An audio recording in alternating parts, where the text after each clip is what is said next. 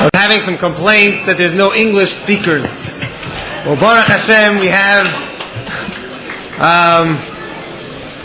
very special person, which is the Chaver in the Vaad Lehafotsas Sichot. Spent many hours in it. We'd like to call up Rabbi Sholom Jacobson to please address the crowd. You here?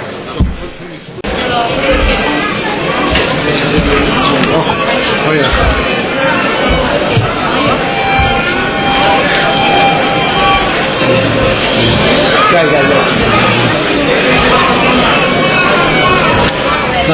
Chaim.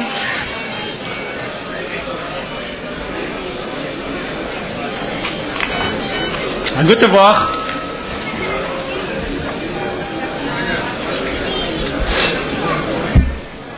The day of Yud Shvat has many aspects of its significance.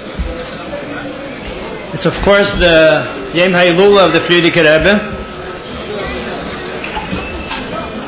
but as we find that the Rebbe very often, when he spoke about Beis Nissen, he primarily focused that it was the Hascholas and the Siyas of the Frierdiker Rebbe.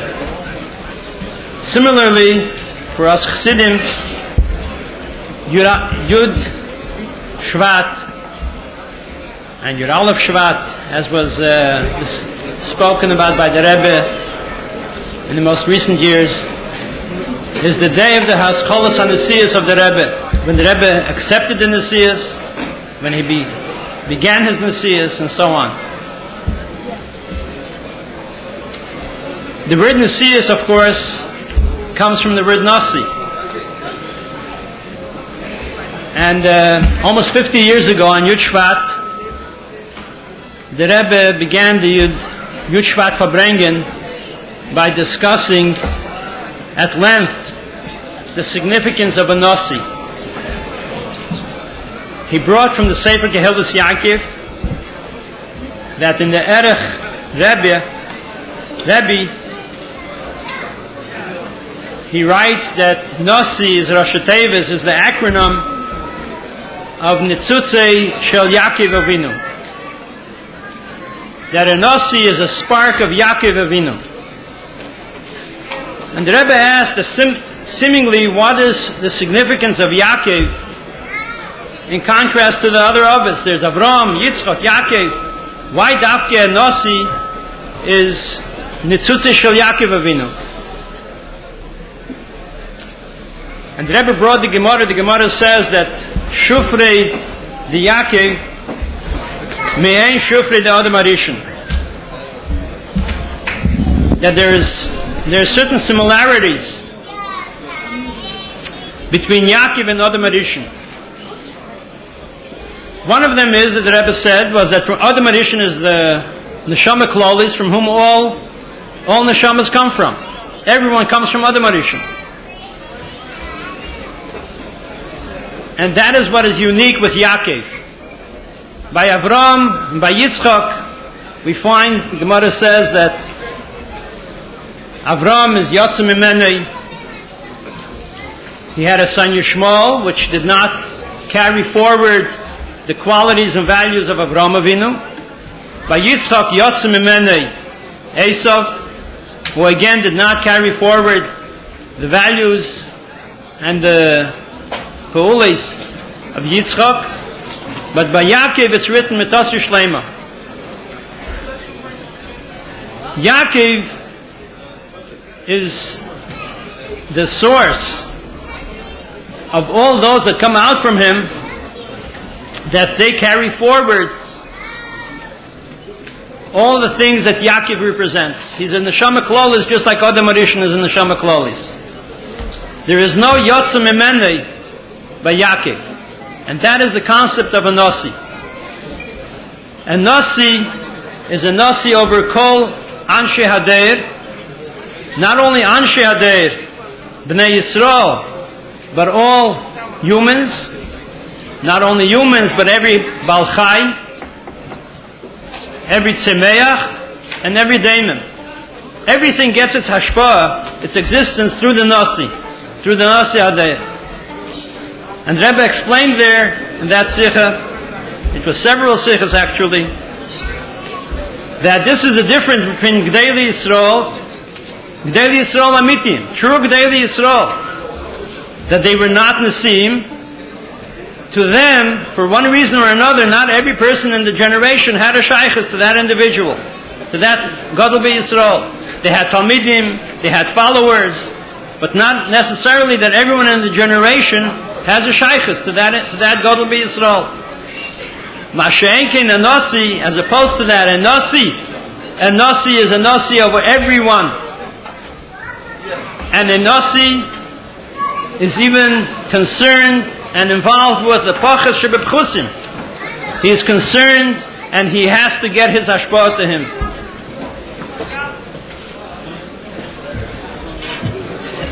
I recently heard again that Sicha, and it's very interesting that the terminology that the Rebbe uses. The Rebbe uses the phrase, and when you look at it from another vantage point, who better than the Rebbe can describe what is a Nasi? Generally, when other people describe it, they look at something from the outside. But the Rebbe describing a Nasi is Yudaitiv Hayisiv. He is a Nasi and he can best describe it. The Rebbe describes that what is a Nasi erkenit fartrogen. He cannot tolerate that anyone or anything in his generation should not benefit from his pa'ulas. That a Nasi has pa'ulas, there's no question about that. But he cannot tolerate that anyone or anything in his generation should not benefit from those pa'ulas. In that Sicha, the Rebbe went in at length in deep in Yonim Chassidus, the Inyan of shame, how the Inyan of shame, the name of a person on the one side, on the one hand, it's something external, it's bechetzenius, because a Nasi, a Melech, can have the same name as other people. Nevertheless, the Rebbe explained that the name is something which touches the etzem, it touches the essence. Basically, in that Sicha, the Rebbe spoke at length that in Torah terminology, what is a Nasi? A Nasi is a Melech. When the Pasuk says, the Rebbe said, in Vayikra, Asher Nasi Yechta, that if there will be a chisaron by a Nasi, the Gemara says, that means a Melech. And a Melech, his name is over the complete Medina. Whatever is in the country that the Melech is on, his name is on that. Not only the subjects are subject of that king, but everything, every piece of daimim in that Medina is a stone in the Malchus of this Melech. So Shmei Nikra, the name of the king, affects every detail what is under his kingdom.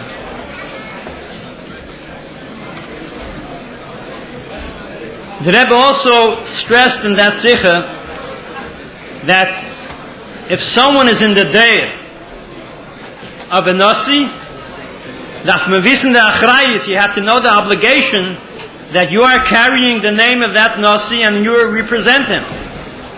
The Rebbe said whether someone likes it or not, if sie gefällt ihm zinit, geboren geworden bei Hashgacha Pratis in the Dor, in the generation of this and this Nasi.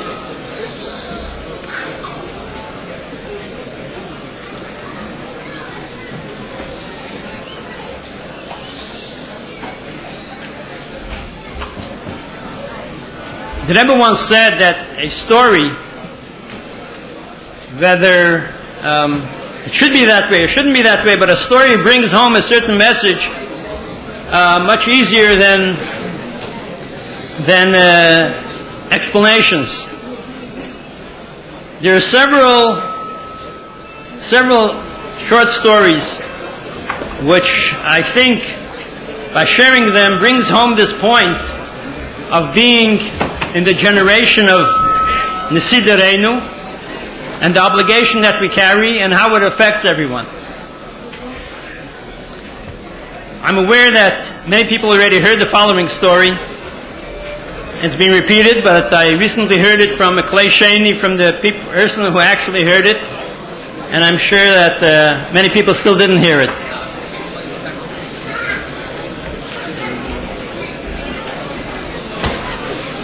Around 40 years ago, I remember some of my friends from Eretz Yisrael.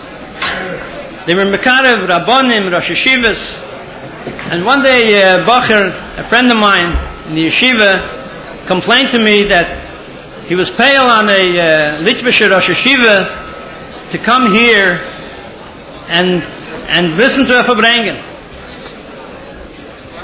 And he influenced him, and he came. He came for several Fabrengens, and then he said, I can't come anymore. Why not? He said the Rebbe's derech, and then the Rebbe was speaking about the Rashis, and the Rebbe's derech and the Rashis was something which is totally not familiar, and it's not the usual Shakla Bataria, and he had to concentrate to keep the hemshech of the Rebbe's questions, the Rebbe's biyurim, and there were questions on the Rashi, then there were questions on another issue, Likutey Sichos, and then the Rebbe went back to the Rashis. There was a whole system. And he said that in order to concentrate, he used to close his eyes. And it didn't take 2 minutes. As soon as he closed his eyes, people started poking him and pinching him. People thought he was asleep. And it wasn't very big derech eretz to sleep in front of the Rebbe. So people wanted to be me'ered him. So he was caught. To keep his eyes open, he can't concentrate. To keep his eyes closed, he can't concentrate. So he doesn't see a point in listening to the Shabbos Fabrengens. He listened on the radio to the Vachadika Fabrengens. This is something that I heard from a friend of mine, and he wasn't the only one, the only guest who came here. Another Rav, a Litvische Rav, he was recently, or I don't know exactly when he told the story, but he was by in a Chabad house, and after davening in England, in Europe, after davening, he told the shliach the following story. He said he was once by a Fabrengen, and he saw that the seder was that between Sichos, people would say L'chaim to the Rebbe. So he also wanted to say L'chaim, and there was a person giving out wine, but the person who was giving out wine near him was someone without a beard. And he had a machshavi. He thought, "Wer weiß wer das ist? Who knows what kind of person this is?"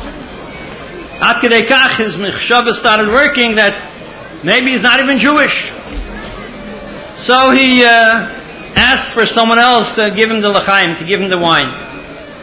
And he stood up to say l'chaim. And we know the Rebbe, b'skira achas, he would look across the elam, he would answer l'chaim. And you saw that the Rebbe answered l'chaim to the person next to him on the right, the person next to him on the left. The Rebbe met his eyes, but he didn't answer him l'chaim. So he thought, okay, he'll wait for the next turn. And again it happened, the Rebbe said l'chaim to the people around him, but not to him. Then it happened the third time. And he thought, this is very, very strange. The Rebbe definitely saw him. And he was very prominent in holding up his cup and trying to say l'chaim. And suddenly he had a thought. He said, maybe it's because I thought Lashon Hara on this individual. I thought he's not even Jewish. Maybe that's the reason why the Rebbe doesn't answer me l'chaim. So he decided he's going to correct it right away. He asked that person to pour him wine, and he stood up, and within seconds the Rebbe met his eye, and the Rebbe answered him l'chaim. And he thought, wow, such Ruach HaKodesh? There are thousands of people here, and he thought, he saw what I'm thinking in a second. Made it his pilus. And he decided he's going to tell this person who was giving out the wine, he's going to tell him exactly what happened. After the Fabrengen, he goes out to him and tells him, I want to tell you about the Rebbe's Ruach HaKodesh. This and this happened, this is what I thought, and the Rebbe obviously saw what I'm thinking, and as soon as I took the wine from you, he answered me, L'chaim. A grace Rebbe. So that person smiled and said, he has Ruach HaKodesh? Interesting. Listen to my story. And he told the following story. He's a rich man from Texas, a big gvir, and he paid a visit to his doctor, and the doctor told him, you have a shrekliche machla, you don't have too much time to live, and there's nothing to be done.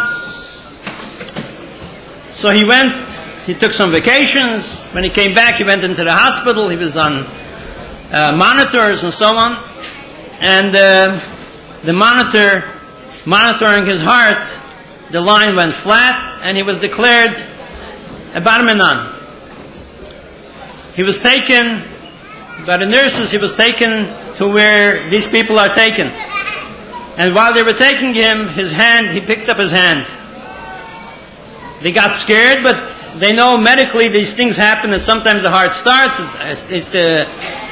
the heart stops, chas v'sholom, and then it starts up again. They brought him back to the doctors. The doctors examined him, and after a while he became well. Not only that, but a nest happened. The machla that he had disappeared. Some time passed, and Yud Aleph Nissen, my uncle Itcher Springer, used to put in ads, full-page ads, about the Rebbe, about Yud Aleph Nissen, about the birthday, and Achlotas Tevis, and a picture of the Rebbe. He was reading the New York Times on Yud Aleph Nissen, and he sees the Rebbe, a picture of the Rebbe. He calls in his secretary, call this number right away, I must speak to this rabbi. And he explained to her what happened. He said that when he was being taken to the morgue, he saw that he was in a large room, very bright, very many people there. There was a judge, and a kateger and a saneger, a prosecutor and a defender, a lawyer. And the prosecutor got up and he started a whole list. He never did this, he never did that, he never did this. He messed up so many things he did wrong. And the judge turns to his lawyer and he says, what do you have to say? He says, I have nothing to say. And then the judge says, is there anyone in the Eilam that has anything to say for this person? And a man with a white beard got up and said, I have something to say. That which he did wrong, he never was taught otherwise. That which he didn't do what he was supposed to do, he was a tinnik shenishba. And he's not responsible for doing things that he didn't know anything about. So the judge turns to the saneger, he turns to the prosecutor, and he says, what do you say to that? He has nothing to say. So the judge asked this man who got up, he said, okay, now he's going to continue the same way. What's the takana? So he said, no, he won't continue. I take it upon myself that he's going to become a Baal Tshuva. And he tells his secretary, that's when he picked up his hand. And when he saw the picture in the newspaper, in the New York Times, he saw this is the picture of the man that defended him, that saved his life. So he wants to see him. So she calls up, and she comes back and she says, he doesn't speak on the phone. He says, call again. I want to speak to them. You'll see how he comes to the phone. He takes the phone, and he starts explaining that he's a rich man, he's going to give a lot of tzedakah, he's going to give a lot of donations, he must speak to the rabbi. So he's told, even if the President of America will call, he doesn't speak on the phone. He never heard such a thing. So he said, wait a minute, can I see him? They said, yeah, you can see him, you can come. He goes to Likutey Sichos Monday and a Thursday. You can see him, but you can't speak to him. Okay, I'm taking the next plane out. He took a plane, and he came here. He asked how the Seder is, and he was told that the Rebbe, around 10 o'clock, the Rebbe comes out to Kriyas HaTorah on Mondays and Thursdays. So he's standing in the hallway near the pushka, near the big pushka, and he thinks this is so easy. The Rebbe's going to pass by over here. There's no one here. I'm going to have a few moments with the Rebbe. Great. All of a sudden, 9:45, women start coming with carriages, with strollers, with children, with bottles. Atumul, ahumul. The whole place becomes packed. The Rebbe used to give nickels to children to put into the pushka. So the Rebbe came out from his room. He looked him in the eye for a second, but then he started giving the children nickels. This lasted around 20 minutes. When the Rebbe finally came to the pushka, he looked at him. He looked him in the eye for a longer time, for several seconds, and the Rebbe said to him, "What are you looking at? You know the truth, and I know the truth." And he went to Kriyas HaTorah. And he continues, "So you're telling me that he's Idei Machshavos? He also saves lives." And today, he said, "Now I'm a complete Bal Tshuva." So here is one dugma of the Melech, the Nasi, who wants to, he cannot tolerate, he cannot vertragen that there is someone that doesn't benefit from his peulas that he does.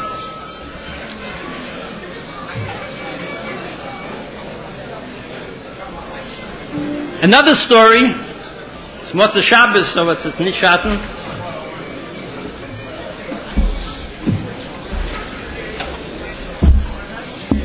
And I understand this was published recently in one of the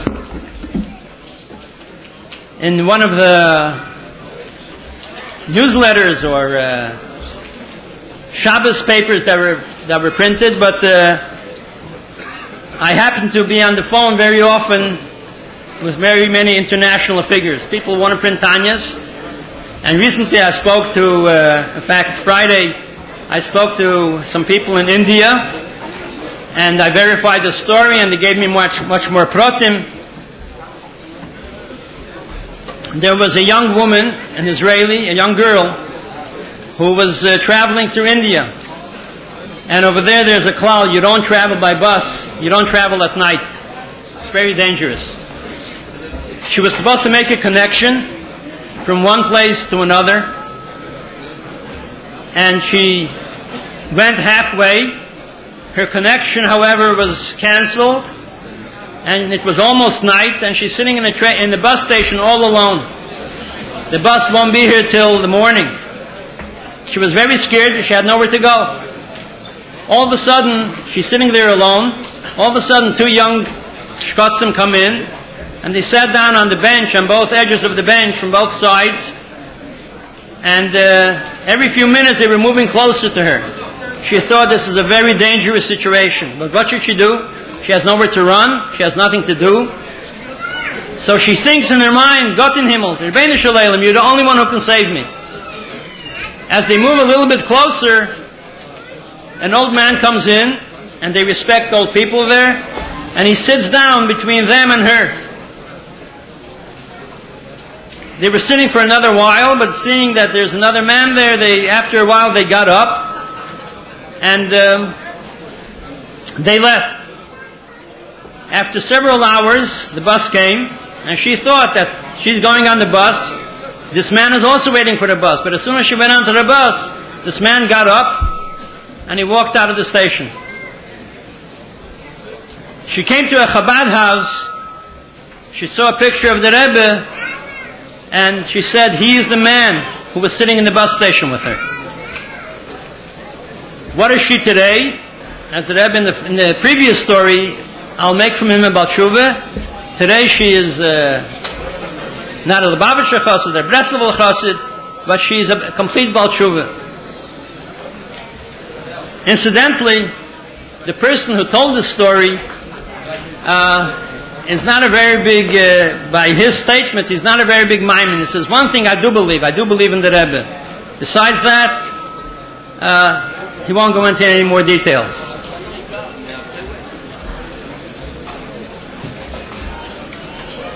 Time to go?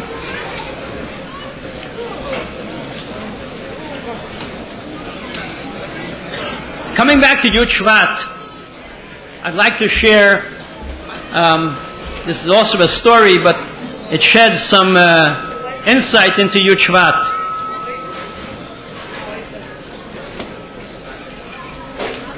It's a davar yedua that on Yud Shvat, Chassidim wanted to influence the Rebbe to become Rebbe, and the Rebbe was very strongly opposed to this Hatzah. Much has been written and told about the Shakla V'Tarya, if you want to call it that, how the Rebbe reacted to the Hatzahs that he should become Rebbe. But Chassidim found a remez in the Maimer, Vaad Lehafotsas Sichot. The Maimer starts, Vaad Lehafotsas Sichot v'isa b'medrash Rabba. There's a musgir, there's a chatzi igul b'mkeimei. Generally, this is an unusual maramokim in Maimorim. Sometimes it says a page, but in any case, a remez was found in that word, excuse me, b'mkeimei, that this medrash is brought in several places. It's brought in Vayikra Rabbah. It's also brought in Shir Hashirim Rabbah. That's b'mkeimei. The pasuk Vaad Lehafotsas is in Shir Hashirim. The name in whose name this explanation of Vaad Lehafotsas Legnuni Lamokim Shahaya Ikra B'Tchila in Vayikra Rabbah, it's the name of someone else. Someone else brings it there. In Medrash, in Shir Hashirim Rabbah, it's brought in the name of Rabbi Menachem Chosnei, Rabbi Menachem the son-in-law. And Chassidim saw in that a remez that Menachem Chosnei should become Rebbe. Fast forward to Tafshin Nun, 40 years after the Kabbalah Sanasiyas. I heard this from the person who actually went over to the Rebbe. There was a young man here that he was very much bothered by the talk that the Rebbe is Moshiach, and he came over to someone and says, "Can you explain this to me?" He just couldn't swallow it. By the way, in this Sikha that I mentioned before about the Nasi, that the Nasi looks after every individual and everything in his day, the Rebbe says a very interesting word which is negay to very many things. When the Rebbe speaks about a Melech, and he speaks about relating to the wisdom, to the Chochmah of the Melech, the Rebbe says not everyone can relate to the Chochmas HaMelech. One of the reasons for that is because of Sifeltem and Birur V'Zichuch. When someone is lacking, that he is not refined enough, that can be a blockage to understanding many things, to relating to many things. But in any case, this person had a difficulty relating to the fact that the Rebbe is Mashiach, and he says he wants to ask the Rebbe. So they went to Dollars, and he asked the Rebbe, says, "Rebbe, says emes was mir sagt da falsch, als ihr seid Mashiach?" And the Rebbe answered him, "Tov Shin Yud, bin ich nie gewollt, aber ich nie gewollt werden Rebbe." I'd like to finish off with this same Medrash Rabbah b'mkeimei. Fast forward, Tov Shin Nun Beis. In Sefer HaSichos Tov Shin Nun Beis, this is Muge from the Rebbe, Chelik Beis, page 400. The Rebbe brings the same Medrash, and the Rebbe brings there that what does it mean, Menachem Chosnei? This is a reference to what the Gemara says, that Mashiach Menachem Shmei. He should become a reveal, take it from Yad Mamish.